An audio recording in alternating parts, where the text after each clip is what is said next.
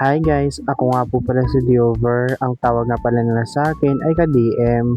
Kaya tara, samahan niyo ako sa mga kaganapan ko ngayong araw. Bale ngayong araw nga po pala ay maaga nga po pala akong gumising. Bale pagkagising ko nga ay heto nga po pala, lumabas nga pala ako ng bahay para uminom nga po pala ng kape. Syempre ganito nga po pala yung ginagawa ko pagkagising ko para nga po pala mainit-initan yung aking sikmura, kaya nagiinom nga po pala ako ng kape. Syempre sa mga oras nito nga po pala ay mga alas 6:30 na nga po pala ng umaga, kaya inubos ko na nga po pala dito yung aking kape at gumayak na nga po pala ako papuntang bahay ni Tita Milag. Habang naglalakad nga po pala ako papuntang bahay nila ay heto naman nga po pala ako. Sobrang sakit na nga po pala dito ng balat ko, yung sikat ng araw kahit maaga pa nga lang ay sobrang init na nga po pala. Ewan ko lang talaga, ganito talaga siguro yung panahon kapag El Nino. Sobrang init at napakasakit talaga sa balat kapag masikatan ka ng araw. Fast forward nga po pala, makalipas nga po pala ng mga ilang minutong paglalakad ko ay nakarating na nga po pala ako dito sa bahay nila. Anyway, ngayong araw nga po pala ay maglalabada nga po pala kami ngayong araw ni Tita Milag sa bahay ni Tita Mercy. Bali tuwing Martes nga po pala kami doon naglalaba. Kaya before nga po pala kami dito aalis nga po pala sa bahay ni Tita Milag ay heto nga po pala yung aking buhok ay sobrang haba na. Kaya tinalian ko na nga po pala dito sa mga oras na to para habang naglalaba nga po pala kami mamaya ay hindi nga po pala sa gabal. Syempre habang nag-aantay nga po pala ako kay Tita Milag na lumabas nga po pala sa kanyang bahay ay heto nga po pala ako. Pumunta nga po pala ako dito sa duyan para magduyan nga po habang inaantay ko nga po pala si Tita Milag. At makalipas nga po pala ng mga ilang minuto ay heto nga po pala, lumabas na rin nga po pala dito si Tita Milag.